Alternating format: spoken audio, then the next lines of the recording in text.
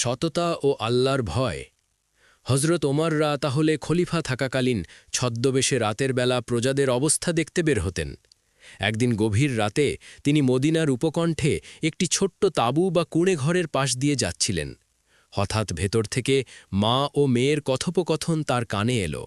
মা বলছেন, মেয়ে, দুধে একটু পানি মিশিয়ে দাও, তাহলে সকালে আমরা বেশি দামে বিক্রি করতে পারব। মেয়েটি অবাক হয়ে বলল, মা, আপনি কি শোনেননি খলিফা ওমর ঘোষণা করেছেন যে দুধে পানি মেশানো যাবে না? মা উত্তর দিলেন, আরে পাগলি, খলিফা ওমর কি এখন আমাদের দেখছেন? তিনি তো নিজের প্রাসাদে ঘুমাচ্ছেন। এখন পানি মিশালে তিনি টেরও পাবেন না। মেয়েটি তখন বড়ই বিনয়ের সাথে যা বলল তা শুনে খলিফা ওমরের চোখ ভিজে উঠল। মেয়েটি বলল, মা, খলিফা ওমর না দেখলেও খলিফার আল্লাহ তো আমাদের দেখছেন।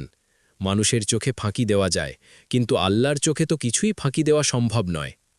মেয়ের এই ক্ষোধাভীতি এবং সততা দেখে খলিফা ওমররা অত্যন্ত মুগ্ধ হলেন।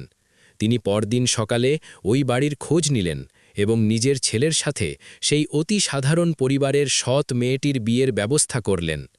এই মেয়েটিই ছিলেন পরবর্তীকালের বিখ্যাত ন্যায়বিচারক খলিফা ওমর ইবনে আব্দুল আজিজ রায়ের দাদি। নির্জনে কেউ না দেখলেও আল্লাহ আমাদের প্রতিটি কাজ দেখেন, এই বিশ্বাসই হল প্রকৃত ঈমান।